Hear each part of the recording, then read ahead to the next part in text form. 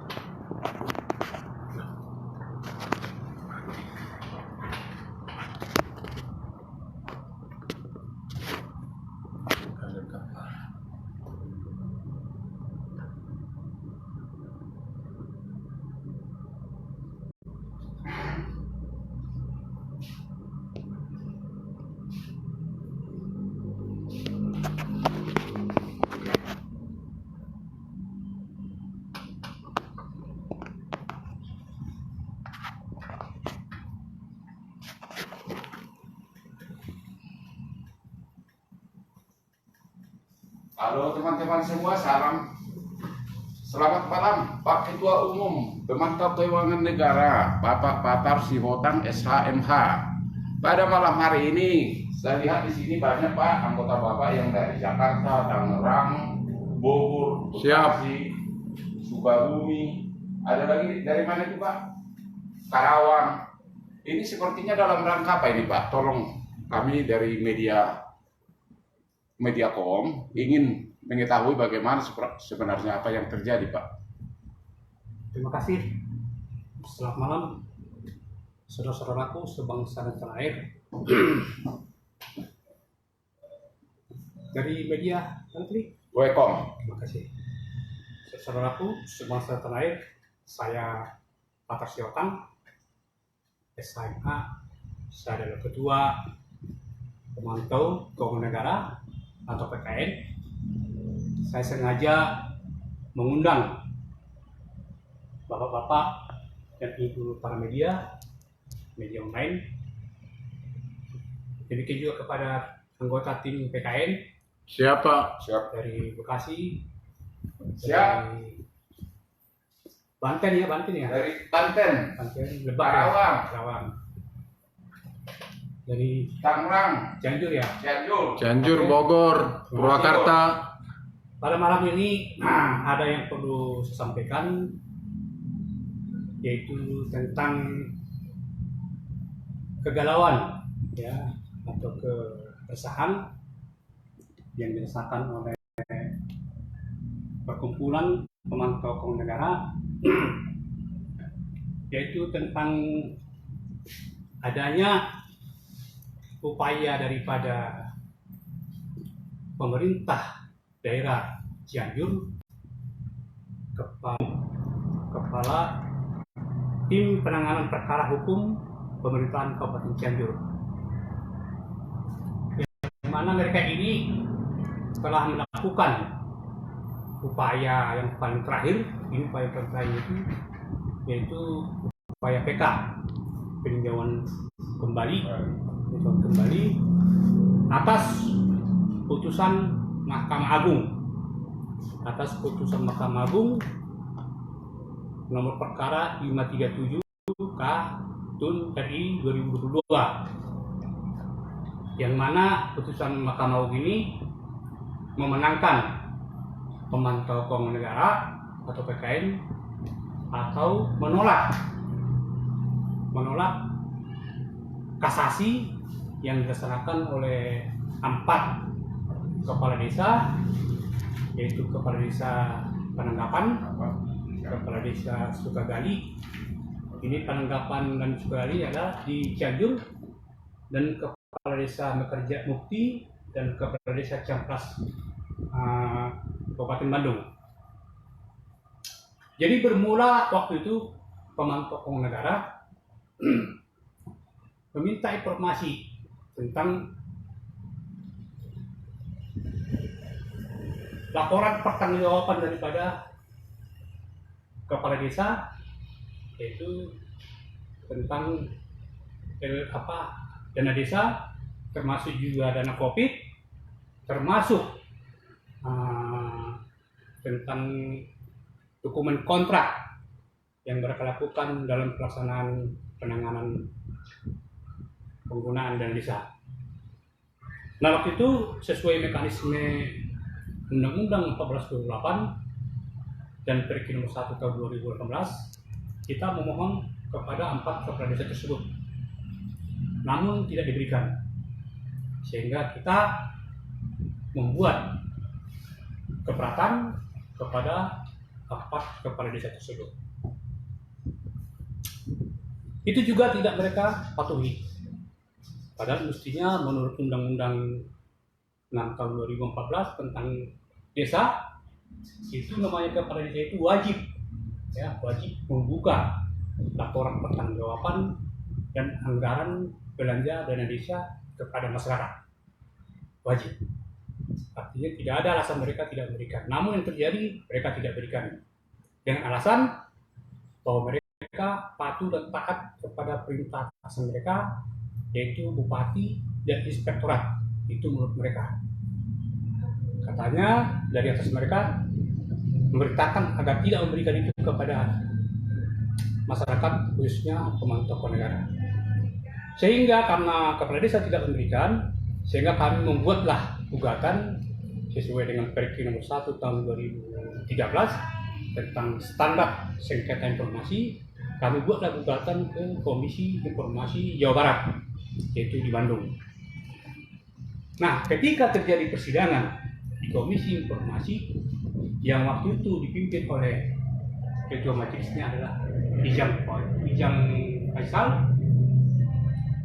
Nah, di dalam situ ternyata PN dikalahkan oleh Komisi Informasi waktu itu, mengatakan bahwa pemantau keuangan negara tidak berhak untuk meminta atau mendapatkan dokumen dengan alasan karena katanya kebanyakan. Padahal yang kita minta hanya 4 desa. Sementara desa di Bandung aja, Bandung Barat aja udah hampir 200-an. Cianjur aja 250. Masa hanya kita minta 2, kebanyakan banyak ada kan? Kecuali mungkin kita minta contoh Cianjur 250 desa, kita minta misalnya 100, entahlah. Ini kan cuma kita 2 kan, gitu kan? Dan ternyata kepala desa, salah satu termohon itu kepala desa Ciamplas ternyata mempunyai hubungan semenda atau hubungan saudara terhadap Ijang Faisal ini sebagai ketua majelis persidangan waktu itu. Sehingga ada kecenderungan kita, persidangan itu tidak dihadiri oleh para termohon ini, 4 kepala desa ini. Tapi kok bisa mereka menang gitu? Tiba-tiba mereka dimenangkan. Nah, ketika mereka dimenangkan, kita dikalahkan, sehingga kita melaksanakan upaya hukum. Makanya kita melakukan keberatan, membuat keberatan ke Pengadilan Tata Usaha Bandung. Pengadilan Tata Usaha Negara Bandung.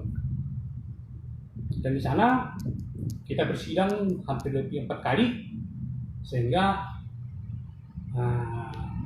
bahwa majelis hakim Pengadilan Tata Usaha Negara Bandung menurut kami mereka patuh dan taat kepada Undang-Undang 1428, sehingga pemantau keuangan negara dimenangkan waktu itu ya, dan 4 kepala desa ini dikalahkan, termasuk putusan Komisi Informasi Jawa Barat yang dipimpin oleh majelisnya dari Ijang Faisal dibatalkan gitu kan.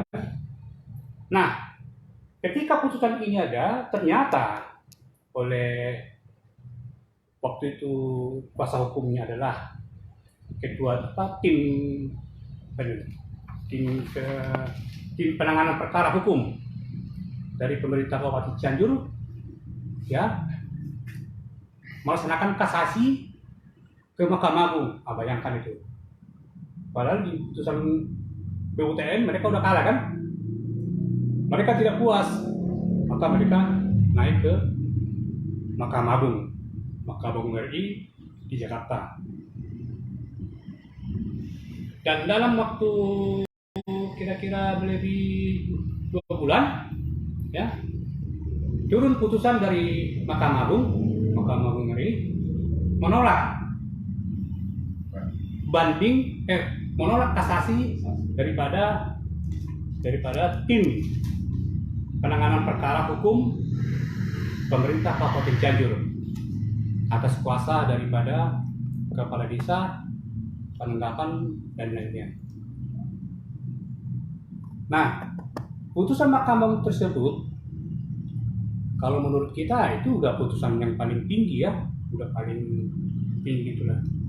Ternyata oleh 4 kepala desa ini dan tim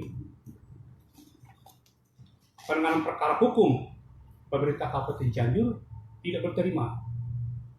Ya, padahal itu putusan Mahkamah Agung loh. Kalau menurut kita itu udah paling terakhir lah ya. Ternyata masih ada lagi kan gitu kan. Sehingga mereka melaksanakan peninjauan kembali. Wah, kaget kita ini. Kok bisa sampai peninjauan kembali ke Mahkamah Agung lagi? Ya kan? Ini peninjauan kembali kan. Nanti kita gerakkan nanti ya, peninjauan kembali ya. Nah, peninjauan kembali ya. Ini sudah terdaftar di Pengadilan Kabupaten Bandung. Peninjauan kembali ya. Nanti kita gerakkan nanti ya. Nah, sekarang mestinya kan putusan Mahkamah Agung ini sebenarnya udah bisa kita ambil. Tetapi dengan adanya putusan peninjauan kembali ini, itu yang membuat kita kecewa. Kita sebagai masyarakat cukup kecewa ya atas tindakan daripada badan publik yang sampai melakukan peninjauan kembali. Memang betul secara hukum itu dinyatakan bisa saja itu secara hukum melakukan upaya peninjauan kembali. Tapi kok iya gitu kan? Kok iya gitu loh. Karena apa yang dilakukan PKI ini adalah itu persoalannya adalah persoalan hak ajasi. Bukan istilahnya misalnya mungkin ada lahannya Pemda yaitu yang diserap oleh masyarakat PKN, ada lahan misalnya kan, atau ada jabatan yang tidak diberikan kepada PKN sehingga adu argumentar masalah jabatan. Ini kan tidak. Ini kan persoalan hak ajasi sesuai dengan pasal 28F. Ya kan, pasal 28F. Bahwa informasi itulah hak ajasi gitu loh. Jadi sama dengan hak ajasi seseorang itu sekolah. Ya kan? Bahwa menurut undang-undang pendidikan semua masyarakat wajib disekolahkan oleh negara. Nah, ketika ada ayat meminta kewajiban dia haknya sekolah sampai ke Mahkamah Agung, kan lucu nih. Ini kan sama kayak gini. Ini kan persoalan hak ajasi kan. Itu kan dokumen itu kan secara undang-undang, secara peraturan Perki nomor 1 tahun 2018. Perki nomor 1 tahun 2018 itu udah khusus loh tentang standar dana desa khusus untuk dana desa. Yang menyatakan bahwa APBDes, laporan pertanggungjawaban anggaran desa itu terbuka untuk umum. Semua masyarakat berhak untuk mengambil, untuk mendapatkan. Nah, oleh mereka ini menyatakan bahwa itu rahasia negara. Wah, kan kacau nih. Rahasia negara katanya APBDes sama laporan pertanggungjawaban negara. Sehingga mereka menutup, tidak memberikan sampai ke Mahkamah Agung. Yang anehnya lagi, komisionernya malah mendukung orang ini. Mestinya komisioner itu harus menegakkan Perki nomor 1 tahun 2018 karena yang membuat itulah produk Komisi Informasi. Tapi oleh oknum-oknum Komisi Informasi itu malah menjegal, malah meniadakan itu. Itu yang kita sayangkan. Dan yang paling kita memprihatinkan itulah betul memang itu adalah hak daripada lembaga atau seseorang untuk naik kasasi atau peninjauan kembali. Yang menjadi persoalan, masa iya sih persoalan hak ajasi dokumen aja sampai ke Mahkamah Agung sampai peninjauan kembali itu persoalannya, itu kan bukan persoalan hukum tapi ini persoalan moral ini, persoalan moral dan persoalan etika dan persoalan apa namanya ini, nah, moral lah. Karena apa? Ini haknya rakyat. Mestinya pemerintah itu apalagi ini kan bagian hukumnya kan mendorong atau memberikan advokasi atau memberikan pembelajaran kepada para kepala desa, para kepala badan publik. Kasih tahu undang-undang itu, kasih tahu tentang Undang-Undang 14 2008 tentang keterbukaan informasi publik. Jangan malah ini kok seolah mencari kerjaan jadinya ini kan. Dari PUTN ke Mahkamah Agung ini peninjauan kembali.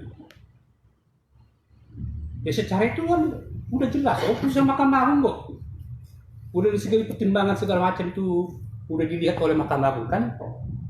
Ya, kembali saya katakan, PKN tidak dalam rangka merebut lahannya Pemda atau aset Pemda. Kalau mungkin dalam rangka aset Pemda, mungkin sampai mati-matian juga boleh mereka. Ini kan persoalan hak asasi kok.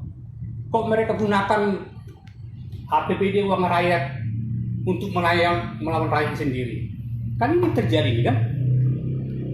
Kita menuntut hak kita, tapi oleh Pemda menggunakan dana rakyat untuk melawan rakyatnya. Itu cukup kita kecewa. Kenapa lah mesti tim penanganan perkara hukum Kabupaten Cianjur itu sampai melakukan upaya peninjauan kembali ke Mahkamah. Cukup disayangkan. Mestinya tidak perlulah. Mestinya dia harus memberikan pelajaran kepada publik di bawahnya agar bisa melaksanakan putusan. Mestinya putusan PUTN udah cukup, nggak perlu sampai ke Mahkamah Agung segala gitu loh. Itu makanya kita panggil para media dan tim pemantau pembangunan negara agar kita sama-sama menyampaikan ini kepada masyarakat sebagai bahan advokasi, pembelajaran kepada masyarakat maupun pembelajaran kepada badan publik dan kepada penguasa. Janganlah terlalu memaksakan atau menggunakan APBD itu atau uang rakyat itu untuk melawan rakyatnya. Kasihan masyarakat itu. Betul Pak Ketum, Pak Ketua Umum PKN, Pemantau Keuangan Negara, Bapak Patar SHMH, Siotang. Dalam hal ini, jangan-jangan sehabis PKI ini apalagi yang dilakukan Pak? Kami masyarakat, khususnya yang di media juga merasa bingung dari penjelasan Bapak tadi, sebenarnya nggak nyampe seperti ini. Bagaimana kalau masyarakat biasa yang menuntut haknya Pak? Jadi buat apaan itu Undang-Undang 28 FI itu dibuat gitu Pak? Kami jadi ya ingin penjelasan dari Pak Ketum. Sehabis itu kira-kira menurut Bapak ya jangan-jangan ada lagi upaya lain. Nah kalau memang tadi saya katakan tadi, memang menurut hukum sah-sah aja.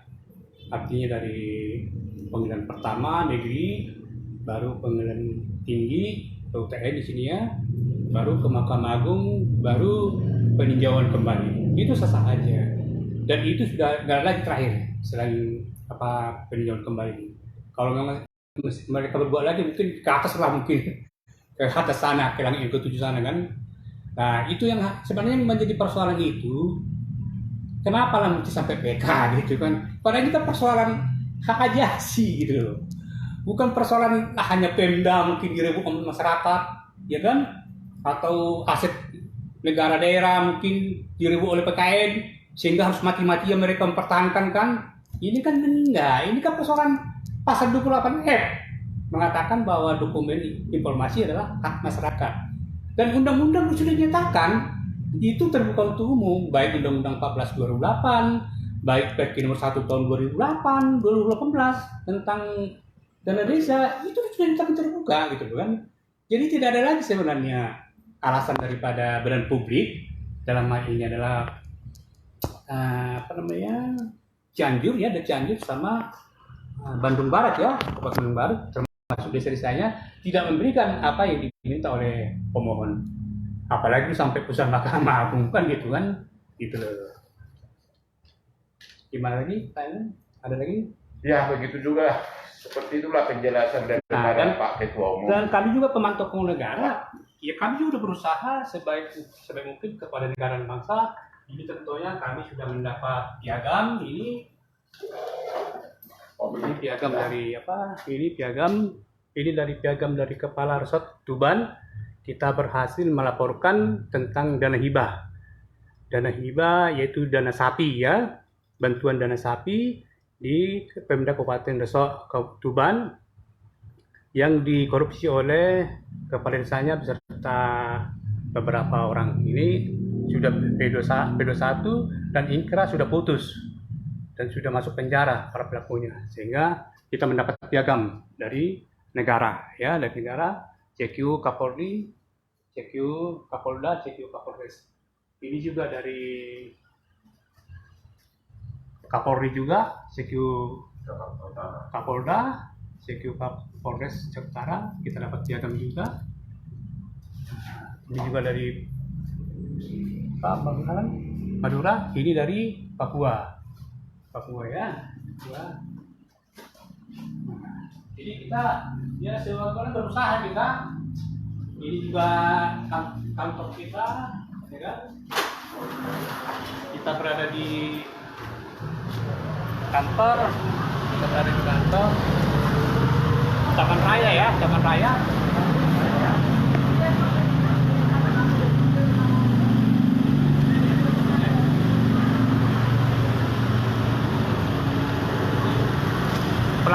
Ini kantor kita ya. Kantor kita, kantor pemantau Pohon Negara ya. Kantor pemantau Pohon Negara. Jalan Taman Raya nomor 7. Bukan PKN parpol ya, bukan, tapi PKN anti korupsi.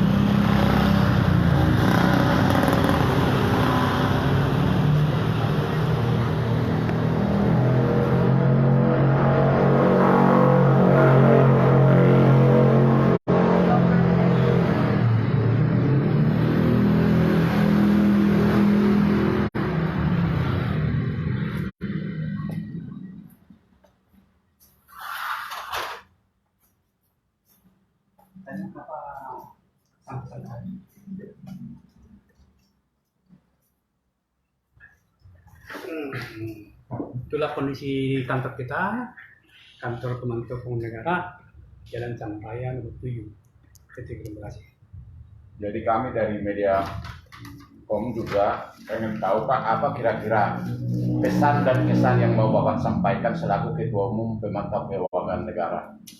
Ya, pesan dari saya pemantau Pohon Negara kepada seluruh pemerintah pusat, mulai dari presiden sampai ke RT ya, gubernur, bupati, para kepala dinas, para camat, para kepala desa, patuhilah dan tegakkanlah Undang-Undang Keterbukaan Informasi Publik itu, yaitu Undang-Undang 14 tahun 2008.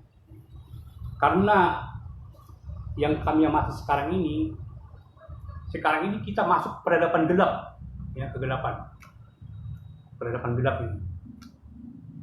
Jadi PKN ingin merubah peradaban ini dari gelap ke terang. Karena kalau udah terang, nanti otomatis nanti ruang gerak daripada korupsi itu akan kecil kalau sudah terang. Tapi ketika gelap, di situ para maling, para iblis akan bebas berkeliaran untuk merampok uang rakyat. Sehingga pemantau Pohon Negara ya, PKN sebagai garda terdepan akan menjadi pion-pion ya kan, menjadi garda-garda terdepan untuk menyalakan ya kan, untuk menyalakan obor-obor penerang.